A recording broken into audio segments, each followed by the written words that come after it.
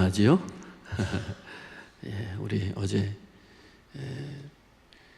장로님 대회분께서, 우리 황 장로님 대회분께서 이렇게 앞에 예쁘게 단을 꾸며 주셨습니다. 또 이렇게 단을 꾸미는데 과일을 이렇게 준비해 주셔서 또 이렇게 함께 협력해 주신 많은 분들이 있고요. 또 가운데 이렇게 벼가 이렇게 딱 서 있는데 우리 또 홍대선 장로님이 또 제공을 해 주셨습니다. 늦게까지 우리 황인수 장로님 네 분께서 수고해 주셨는데 예쁘죠? 우리가 이렇게 1년 동안 하나님께서 풍성한 과일과 풍성한 은혜를 베풀어 주신 것 감사합니다. 우리가 가장 중요한 상징의 모습으로 하나님 앞에 올려드렸습니다. 11월도 이제 벌써 셋째 주일입니다. 한 해를 뒤돌아보면 하나님께서 우리에게 베풀어 주신 것이 없는 것이 하나도 없음을 우리는 보게 됩니다. 제가 이렇게 삶을 살다 보니까요, 진짜 하나님이 보호해 주셔야 되더라고요. 저희 그 사택은 2층으로 되어 있습니다. 여러분이 잘 들어보지 못한 분들이 대부분이라 모르실 텐데, 1층은 여기서 그냥 설명해 드릴게요. 1층은 주방이 있고 거실이 있고 제 서재가 있고, 그리고 2층으로 올라가면 우리 첫 번째 호스트 방에는 이영근 전도사 방이 있고, 가운데 저희 부부 방이 있고, 맨 안쪽으로 들어가면 우리 이은지 우리 선생의 방이 이렇게 있어요. 그래서 2층으로 오르락 내리락 해서 야곱을 생각합니다. 천국에 오르락 내리락 했던 그 사다리를 타고 올라갔던 천사들을 생각하며 오르내리는데, 어느 날은 뭔지 하여간 제가 급하게 뛰어내려왔어요. 마침 또 발도 물에 또 이렇게 씻었던 것 같은데요. 마지막 계단까지 내려왔는데 그만 그냥 쫙 슬라이드를 하고 미끄러졌습니다. 그 당시에는 중문을 안 달았었는데 그대로 미끄러지면서 그냥 완전히 낮아빠졌는데요. 그래서 제가 아직은 조금 젊지 않습니까? 그죠? 그래서 고개를 어떻게 딱 들었는데 다행히 이 마지막 계단에 이게 그대로 그냥 넘어갔으면은 쿵 하고 이 뒤통수를 깰 수 있는 그런 상황이었어요. 그래도 고개를 들고 넘어가는 바람에 쭉 미끄러지면서 거기에는 다행히 부딪히질 않았었어요. 목사도 넘어집니다. 이렇게 순간순간 우리에게 위태한 순간들이 있어요. 지금은 제가 웃으면서 얘기하지만 그 당시에는 얼마나 놀랐는지 가슴에. 그리고 일어나서 바로 생각하는 것이 하나님 감사합니다. 감사합니다. 생각해 보면요, 멀쩡하게 우리가 걸어 다닐 때 그때가 진짜 감사한 거잖아요. 그죠? 그런데 넘어져 보고 나니까 이게 진짜 감사한 일이로구나. 내가 멀쩡하게 이렇게 삶을 하루하루를 생활하는 것이 얼마나 감사한가. 여러분, 우리 이렇게 성우에 우리 학생들이 있습니다만 이 아이들이 이렇게 쭉 학교를 다닙니다. 때로는 학교를 다녀도요, 아직 생각이 트이지 않고 또 마음에 열리지 않고 여러 가지 또 자기 상황이 있다고 한다면 좀 다른 친구보다 공부를 좀 못할 수 있어요. 그러다 보니까 우리 부모님들이 자기 자신 학교 다닐 땐 생각을 다 잊어버리고 누굴 닮아서 공부를 왜 이렇게 하니? 그리고 막 때로는 혼을 내는 경우가 있는데요. 여러분, 사실은요, 학교를 잘 다니고 밥 잘 먹고 건강하게 이렇게 생활하는 것조차도 얼마나 감사한 일인지 모르겠습니다. 여러분, 그렇죠? 이렇게 자녀가 한번 생각해 보세요. 이 아이들이 어느 날 다쳤다고 생각해 보세요. 어느 날 집을 나갔다고 생각해 보세요. 이 아이들이 그 있는 존재 자체만으로도 얼마나 감사한 것인지 모르겠습니다. 그것을 생각해 보면 여러분, 올 한 해 동안 최고로 감사해야 될 사람들이 누굴까? 감사해야 될 사람들이 누굴까? 한번 생각해 보세요. 지난 아시안 게임 때 저는 축구를 보면서 참 감동을 받았는데요. 마지막 일본과 할 때 4대3인가요? 이겼던 기억이 납니다. 이 친구들은요, 이제 군대를 안 가도 됩니다. 금메달 땄으니 얼마나 기분이 좋습니까? 이러한 금메달 땄던 그 축구 선수들이 정말로 가장 감사해야 될까요? 아니면 지난 경제가 어려울 때도 사업이 잘 돼서 회사가 잘 돌아간 사장님일까요?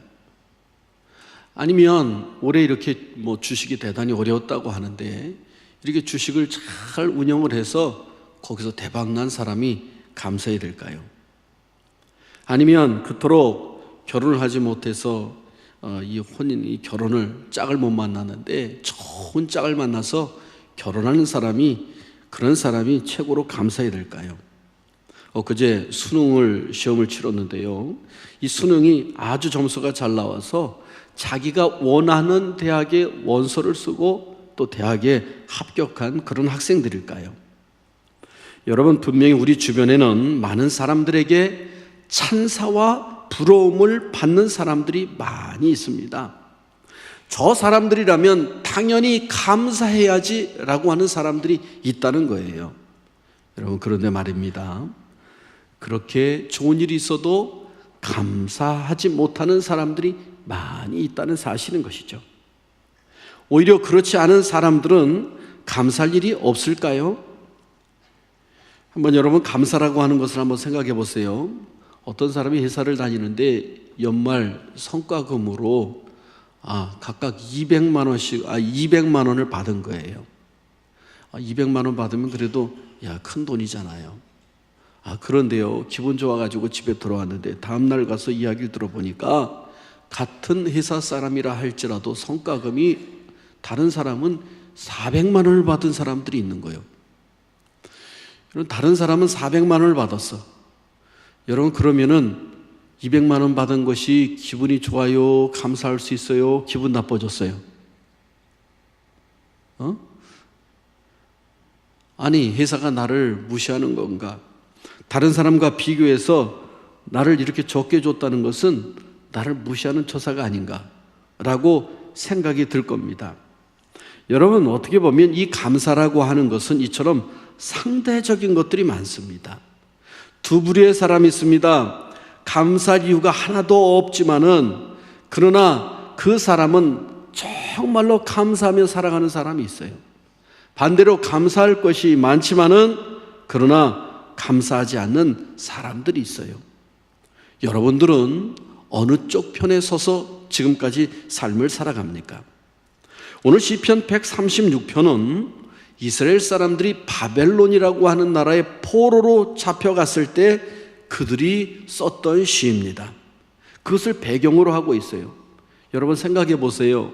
임진왜란 때 우리나라 수많은 도공들과 그리고 건축기술자들이 일본으로 끌려갔어요. 일본으로 끌려가서 밤이 되면은 그 달을 보면서 조선에도 고향에도 저 달이 지금 떠 있을까? 그러면서 고향을 그리고 때로는 두고 온 아내와 자녀를 그리고 눈물을 짓던 수많은 사람들이 있었다는 거예요. 여러분, 그 포로로 끌려간 사람들이 심정이 어떠하겠습니까? 억울한 심정, 답답한 심정, 그 가족들을 보고 싶은 그 심정이 있지 않겠습니까? 오늘 바벨론에 이스라엘 사람들이 바벨론으로 끌려가서 지금 그곳에서 노예와 같은 생활을 하고 있는데 여러분, 그들의 마음이 어떻겠습니까? 정말로 그들의 마음은 답답하고 그들의 마음 가운데는 불평과 불만으로 가득 차 있었을 거예요. 우리가 그토록 하나님을 섬겼는데 하나님은 도대체 계신 겁니까? 하나님이 계시다면 우리 민족에게 어떻게 이렇게 할 수 있습니까?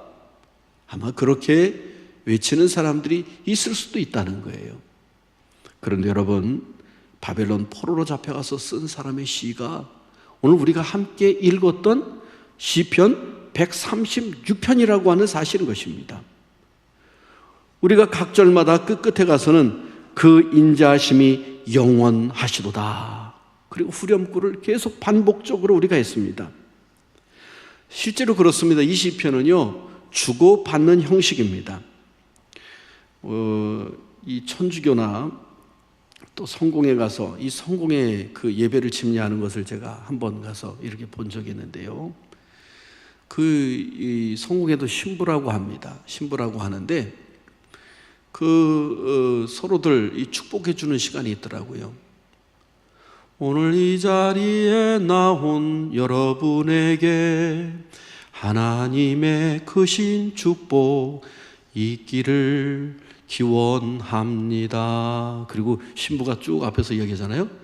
뭐 이런 식의 어떤 몇 가지를 쭉 하면은요, 이 성도들이 신부님에게도요 하고 이게 서로 아주 그 주거니 받거니 하는 모습이 있는데, 참 제가 그때 느꼈던 그 아주 새로웠던 그런 감동이 있었어요.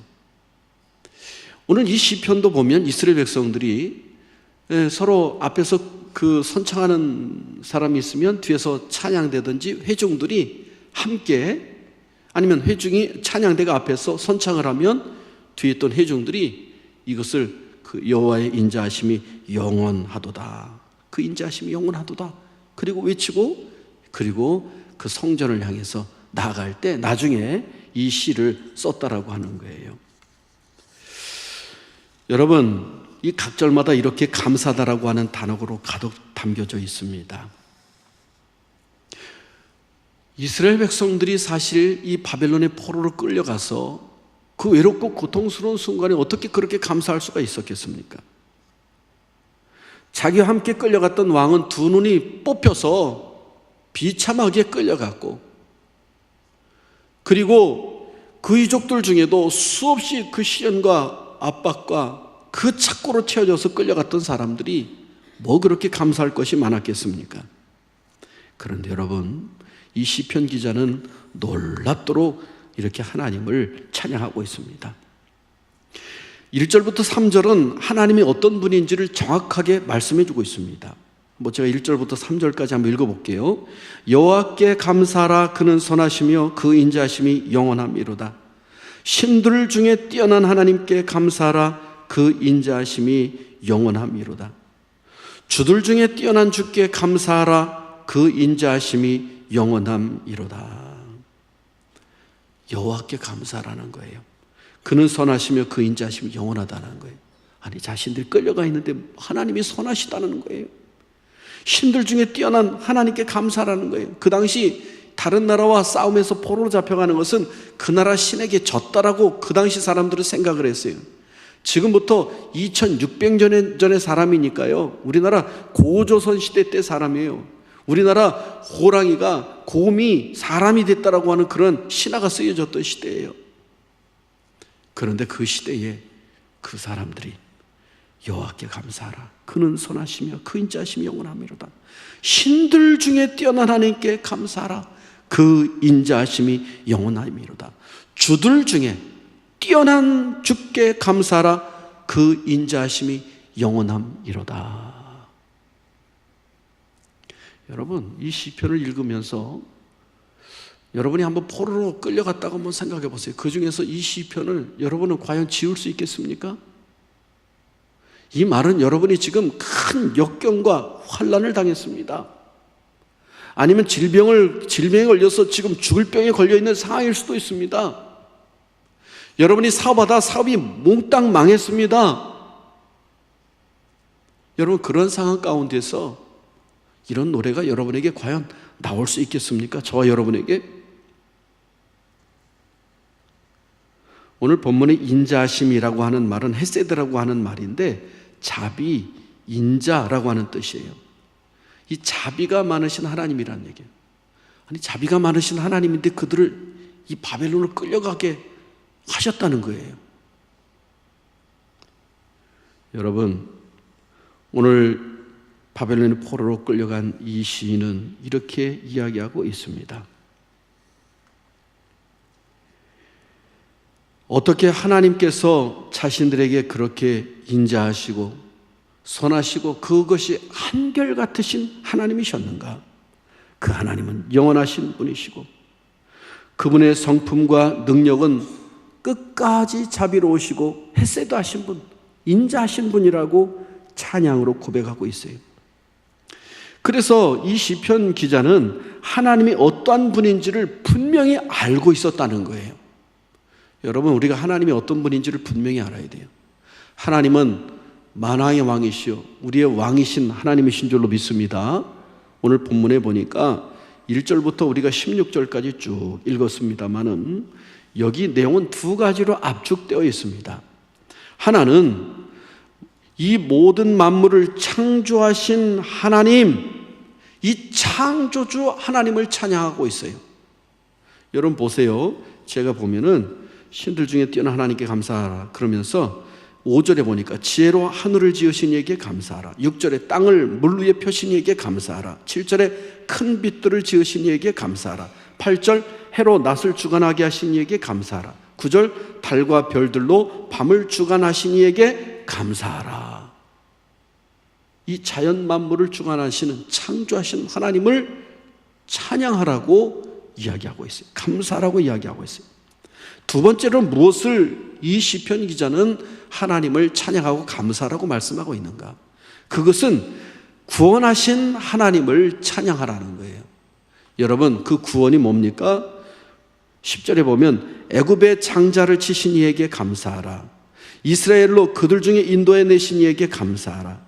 강한 손과 펴신 팔로 인도해 내신 이에게 감사하라. 홍해를 가르신 이에게 감사하라. 이스라엘로 그 홍해 가운데로 통과하신 이에게 감사하라. 바로와 그 군대를 홍해에 엎드러뜨리신 이에게 감사하라. 그의 백성을 인도하여 광야를 통과하신 이에게 감사하라. 한마디로 말해서 뭡니까? 애굽으로부터 구원해 내신 하나님께 감사라는 거예요.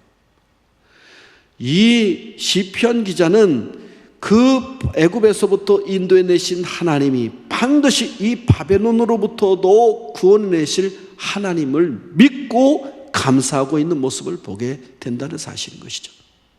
사랑하는 성도 여러분, 우리는 죄 가운데 죽을 수밖에 없는 사람입니다. 영원히 멸망받아 지옥 갈 수밖에 없는 사람들이었어요.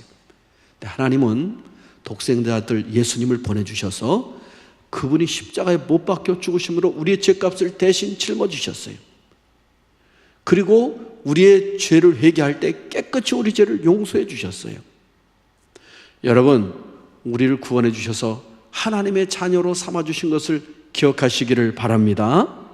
오늘 생각해 보면 의 단풍이 울긋불긋하게 하시고 오곡백과가 다 열게 하시고 나의 가정이 있게 하시고 나의 삶 가운데 여러 필요한 사람들을 나에게 붙여주시고 나로 하여금 하나님 앞에 예배할 수 있는 귀한 성전을 허락해 주시고 뒤돌아보면 감사하지 않은 것이 없다라고 하는 사실인 것이죠. 그러면 여러분, 우리가 어떻게 이렇게 창조주 하나님, 구원하신 하나님, 나의 삶을 인도하신 하나님 앞에 감사하는 삶을 살아야 될 것일까? 첫 번째로는요, 당연함에서 벗어나기를 바랍니다. 당연함이라고 하는 것, 당연함. 여러분, 감사의 반대는 불평이고 불만입니다. 그런데 감사에서 갑자기 불평과 불만으로 가지 않습니다. 어쩌면 감사함의 가장 방해는 당연함이라는 거예요. 당연함.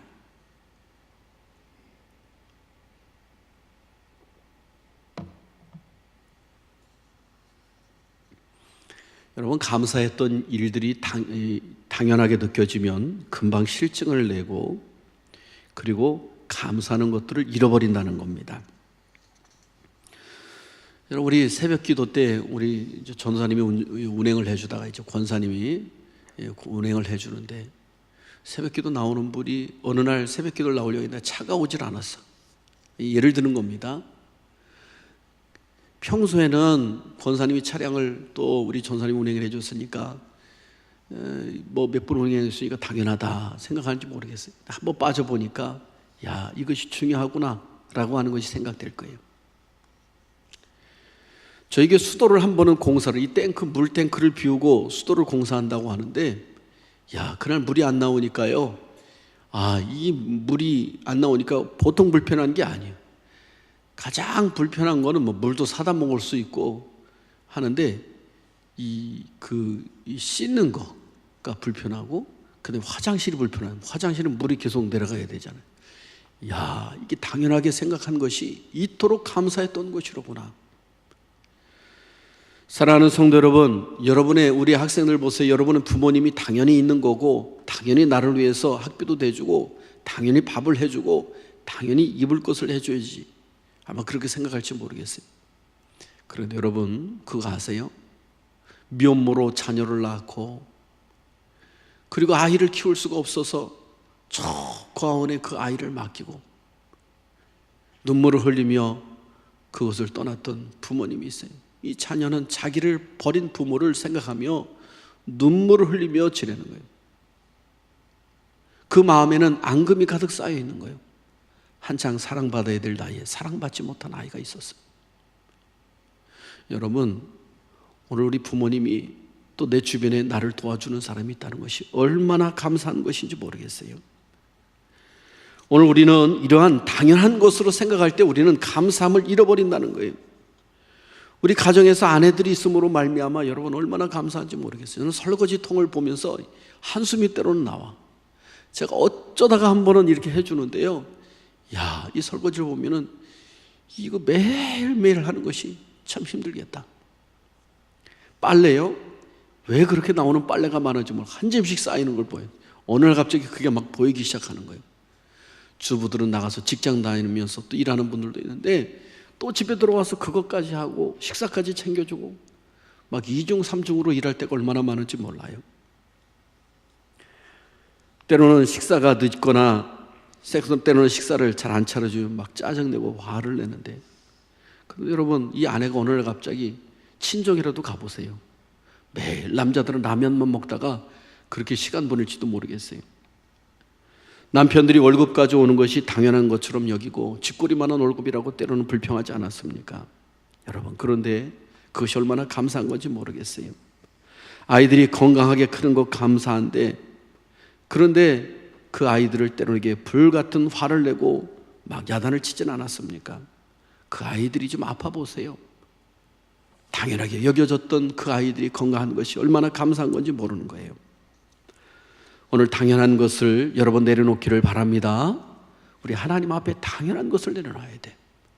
그러면 하나님이 나를 인도해 주시는 것들이 얼마나 감사한 것들이 많은가를 깨닫는 거예요. 두 번째로 우리가 이 추수감사절을 만해서 어떻게 감사해야 되는가? 여러분, 하나님 앞에 풍성한 감사를 드리시기를 바랍니다. 마지못해서 상대방이 나에게 주는 선물을 받아본 적이 있습니까? 선물은 상대방에 대한 마음이 담겨져 있는 것입니다. 여러분, 사도 바울은 말합니다. 골로새서 2장 7절에 보니까 그 안에 뿌리를 박으며 세움을 받아 교훈을 받은 대로 믿음에 굳게 서서 감사함을 넘치게 하라. 감사함을 그냥 쫄쫄쫄 흘러가는 것으로 하라? 억지로 하라? 아니에요. 예수 그리스도 안에서 뿌리를 깊이 박고 믿음에 굳게 서서 그 감사함이 어떻게 하라고요? 넘치도록 하라라고 말씀해 주고 있습니다. 여러분, 인색한 감사, 마지못해서 하는 감사, 체면치레 하는 감사, 이런 감사는 진정한 감사가 아니라는 거예요. 여러분, 하나님께 감사의 마음을 전하고 감사를 표현하라고 하면은 풍성하게 넘치는 감사로 이 추수감사주의를 맞이하시기를 바랍니다. 여러분, 골로새서 2장 7절을 사실 쓸 때 사도 바울은 감옥에 있을 때 이 서신서를 썼습니다. 그래서 옥중서신이라는 거예요. 그런데 이 편지 안에는요, 이 사도 바울이 쓴 편지 안에는요, 기뻐하라, 감사하라, 풍성이라고 하는 단어가 수없이 등장하고 있습니다. 도저히 감사할 수 없는 상황, 도저히 풍성한 것이라고는 찾아볼 수 없는 순간, 정말로 기쁨이라고 하는 것은 찾아볼 수 없는 그 감옥에서 그는 이렇게 기뻐하라, 감사하라, 그렇게 그런 것들로 가득 채웠던 모습을 보게 됩니다. 여러분, 이것은 믿음의 눈으로 세상을 본 자의 모습입니다. 이처럼 감사는 어려운 환경이 바뀐다고 할 수 있는 것이 아니라 우리의 시각이 하나님 앞에 진정으로 감사하는 모습으로 쓸 때 우리는 하나님 앞에 진정한 풍성함으로 영광을 돌려드릴 줄로 믿습니다. 할렐루야. 세 번째로는 여러분, 감사라고 하는 것은 타이밍을 놓치지 말아야 돼요. 제가 지난번에 동기 목사님이긴 하지만은 좀 나이가 한 5살 많은 목사님이에요. 지난번 부흥회 때 우리 한번 왔어요. 안희한 목사님 그때 부흥회 할 때 낮 예배 때 뒤에 앉았는데 저 전주에서 여기까지 올라왔는데요.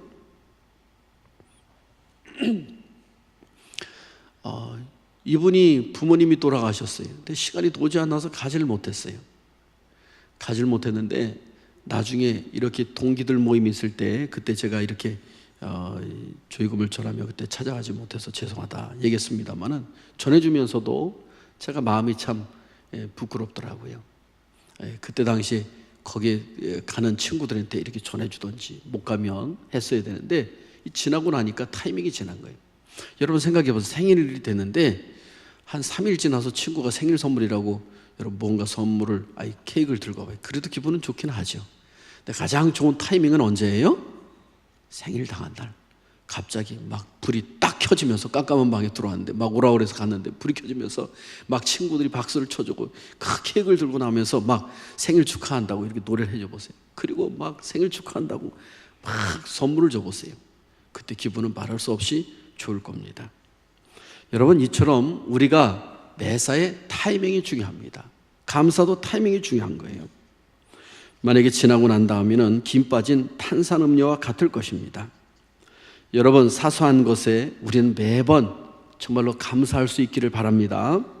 저는 여러분에게 그런 것들을 했으면 좋겠어요. 식당에서도 내 돈을 주고 사 먹지만은요 그 일한 사람들이 감사합니다 라고 한번 말해보세요. 또 어떤 일을 당했을 때 또 사람들에게 우리가 사소한 것이라도 이렇게 내게 좋은 것을 했을 때 감사합니다 우리가 표현할 수 있다고 한다면 그 사람은 얼마나 축복된 사람인지 모르겠습니다. 이것을 마중물의 원칙이라는 것이 있어요. 마중물이라는 것은 이런 펌프라는 것이 있죠. 여기는 이렇게 물을 갖다가 펌프에다가 어떻게 돼요? 이렇게 부어야만이 붓고서 막 펌프질을 해야 물이 어떻게 됐어요? 나왔어요. 마중물을 부어야 돼. 마중물을 항상 옆에다 놔둬야 돼. 여러분 우리가 감사함으로 마중물을 낼 때에 우리에겐 더 큰 하나님의 은혜와 축복이 넘치는 줄로 믿습니다. 이 시편 기자가 하나님께 감사하라 그 인자심이 영원하미로다. 이건 뭡니까? 지금 현실이 이루어지지 아니었지만 그들의 삶 가운데 하나님께서 역사하실 것을 분명히 믿는 가운데 이렇게 감사했던 모습을 보게 되는 것입니다. 제이 데니스라고 하는 목사님이 감사의 이유에 대해서 이런 말을 했습니다. 당신이 많은 세금을 내야 한다면 감사하십시오. 안정된 직장과 사업장이 있다는 말입니다. 당신의 몸무게가 늘어 옷이 맞지 않는다면 감사하십시오. 먹을 것이 넉넉한 인생을 살아왔다는 이야기입니다. 세탁할 옷이 집안 구석에 수북히 쌓여 있다면 감사하십시오. 당신은 갈아입을 옷이 넉넉히 있다는 것입니다. 교회 뒷자리에 앉아서 음정에 맞지 않는 앞에 앉은 나이 드신 권사님의 찬송 소리가 들린다면 감사하십시오. 당신의 청각은 지극히 정상입니다. 아침에 참영종 소리가 고통스럽습니까? 감사하십시오. 하루가 당신을 기다리고 있습니다. 하루 해가 저물어 온몸이 피곤하면 감사하십시오. 오늘 하루를 열심히 살았기 때문입니다. 여러분 생각해 보면 감사하지 않은 것이 없습니다. 열심히 감사할 이유를 찾으시고 그렇게 해서 더 큰 감사가 넘치는 여러분의 인생이 되시고 그리고 그 모든 것들을 하나님께 영광을 돌려드릴 수 있는 저와 여러분이 될 수 있기를 주님의 이름으로 축복합니다. 기도합니다. 아버지 하나님, 오늘 이렇게 감사하자라고 하는